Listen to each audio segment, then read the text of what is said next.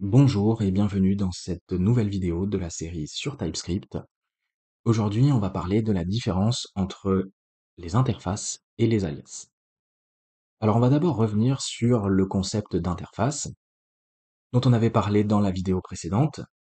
L'idée d'une interface, c'est de partager une fonctionnalité entre des classes différentes. Donc, par exemple, si on reprend ce qu'on avait vu dans la vidéo précédente, on avait créé une interface loggable, ici avec une fonctionnalité de log, donc une méthode loginfo qui retourne void, et donc on va pouvoir, à partir de cette interface, créer différentes classes, notamment une classe user qui va implémenter l'interface loggable. Et donc dans ce cas, il y a une sorte de contrat qui s'est établi entre l'interface loggable et la classe user. La classe user est obligée d'avoir une méthode loginfo, et ici on va fournir une implémentation propre à la classe user.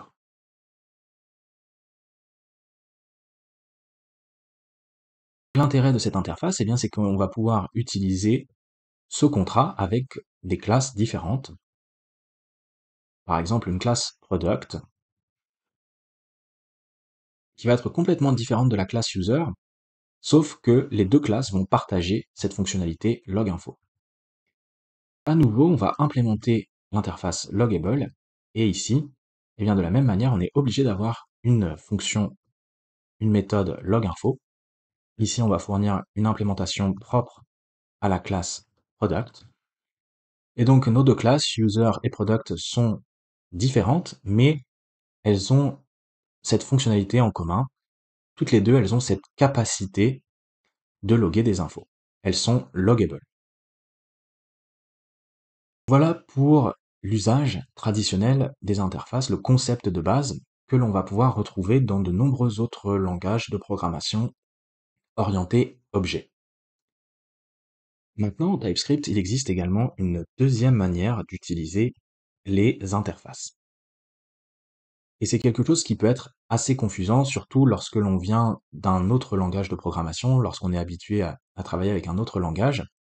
Dans la plupart des autres langages, il n'existe que cette manière d'utiliser les interfaces, donc comme une sorte de contrat avec les classes. Mais en TypeScript, il existe une deuxième manière qui consiste à utiliser les interfaces pour définir des types. Alors jusqu'alors, pour définir les types, ce que l'on avait utilisé exclusivement, c'était les alias. Par exemple, on avait créé un type coordonné avec deux propriétés x et y qui sont des nombres. Donc on a défini un type coordonné. Maintenant, on peut créer une variable coordonnée qui va être de type coord. Donc on a ajouté la notation pour notre variable. Notre variable est bien de type coordonné, et donc ici on est obligé d'avoir un objet avec deux propriétés x et y qui sont des nombres. On va pouvoir faire exactement la même chose, mais à la place d'utiliser un alias, on va utiliser une interface. Donc ici on va donner un nom différent, et on va avoir pareil, une propriété x qui va être un nombre et une propriété y qui va être un nombre. Et ici, au niveau de la notation de notre variable, au lieu d'utiliser l'alias, on va utiliser l'interface. Et vous voyez que ça marche exactement de la même manière.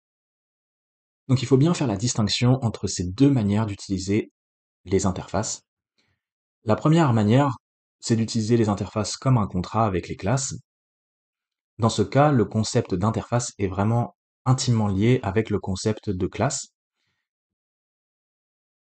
Les interfaces sont implémentées par les classes. Dans cette deuxième manière d'utiliser les interfaces, ici, il n'y a pas de lien apparent avec les classes. Dans ce cas, on utilise une interface juste pour définir un type, comme on le ferait avec un alias. Alors c'est quelque chose qui peut être vraiment très confusant, surtout au début, donc mon conseil, c'est plutôt de rester, tout du moins au départ, sur cette manière d'utiliser, de définir les types, donc avec les alias, et d'utiliser les interfaces exclusivement avec les classes, pour bien faire le distinguo entre les deux. Mais après, avec la pratique, vous allez forcément rencontrer des interfaces utilisées avec ce scénario, donc pour définir un type. C'est quelque chose de très fréquent dans les codes en TypeScript, donc il faut s'habituer à cette idée que les interfaces peuvent être également utilisés de cette manière. Et c'est d'autant plus confusant puisque on va pouvoir les utiliser de manière presque interchangeable dans ce cas, mais il y a des différences syntaxiques. Alors, première différence, par exemple, c'est que ici, on ne peut pas réécrire le type coordonné, donc l'alias. Il est impossible de le réécrire et d'ajouter, par exemple, une propriété z qui va être un nom. TypeScript nous dit que cet identifiant existe déjà et que l'on ne peut pas le réécrire.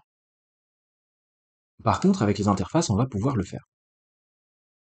Ici, on peut réécrire notre interface et rajouter une propriété z qui va être un nombre. Au niveau de la variable coordonnée 1, ici on est obligé de rajouter une propriété z qui est un nombre. Donc ça c'est la première différence. Deuxième différence, ça va être la manière dont on va pouvoir créer de nouveaux types à partir d'autres types. C'est quelque chose qu'on avait déjà évoqué dans la vidéo sur les alias. Il est possible de créer de nouveaux types à partir de types qu'on a déclarés précédemment. Par exemple, ici, on va pouvoir additionner en quelque sorte des types. On pourrait créer un nouveau type, location alias. On va combiner notre type coordonné que l'on a défini plus haut, et on va utiliser une intersection, donc avec l'esperluette. Et donc on va combiner ce premier type avec un deuxième type, qui va avoir une propriété adresse, qui va être optionnelle, et qui va être une chaîne de caractères. On a créé ce nouveau type location alias, qui est donc la conjonction du type coordonné et de ce deuxième type. Eh bien, avec les interfaces, on va pouvoir faire la même chose, mais sauf que la syntaxe va être différente. L'idée, ça va être de créer une nouvelle interface, location interface, qui va étendre notre première interface, coordonnées interface. On étend l'interface que l'on a définie plus haut, et on va rajouter notre propriété adresse optionnelle, qui est une chaîne de caractères. Et on obtient le même genre de résultat, mais avec une syntaxe qui est complètement différente.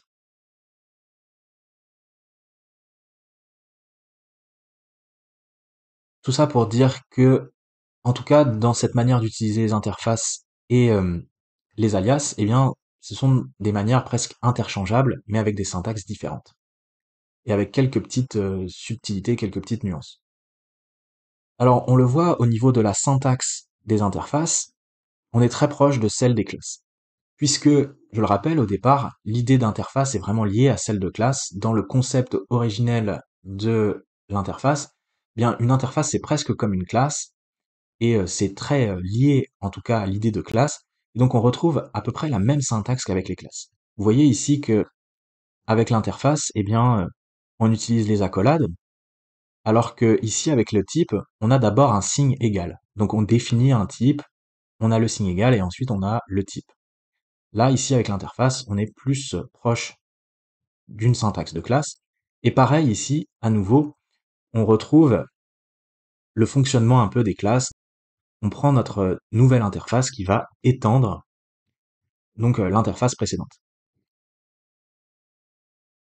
Voilà pour la différence syntaxique entre les deux. Et puis, l'autre différence qui est aussi liée à cette même idée que l'interface est liée au concept de classe, c'est que les alias, eh bien, vont servir pour définir n'importe quel type. On l'avait vu dans la vidéo qui parle des alias, on peut définir n'importe quel type avec un alias. Par exemple, ici, on pourrait définir une chaîne de caractères, ou bien une union entre une chaîne de caractères et un nombre. On pourrait, de la même manière, définir un autre alias pour une liste ordonnée, et ici, on utilise un tuple, donc avec cette séquence de types, un nombre, une chaîne de caractères, et un booléen. Avec les alias, on n'est pas limité à des types qui s'apparenteraient à des objets. On peut définir n'importe quel type, tandis qu'avec les interfaces, on est obligé de définir quelque chose qui s'apparente à un objet, puisque encore une fois, l'idée d'interface au départ est liée à l'idée de classe, Et donc, une interface va vraiment servir pour définir une structure de données qui s'apparenterait à une classe, ou tout du moins à des objets qu'on pourrait instancier par une classe. Donc avec les alias, on va pouvoir définir effectivement des types qui vont s'apparenter à des objets, avec les interfaces aussi, mais par contre avec les types, on va être beaucoup plus large, et on va pouvoir définir des types comme ici une union, et ici un tuple, ce que l'on ne va pas pouvoir faire avec les interfaces, qui elles vont devoir se cantonner à définir plutôt des structures de données comme ici. Voilà pour les différences entre les deux. C'est vrai que c'est un sujet qui est pas forcément évident. J'espère que ça a été assez clair, que ça vous aura plu. N'hésitez pas à poser des questions dans les commentaires si c'est pas forcément évident ou si c'est pas très clair. Et on se retrouve très bientôt pour la suite de la série sur TypeScript.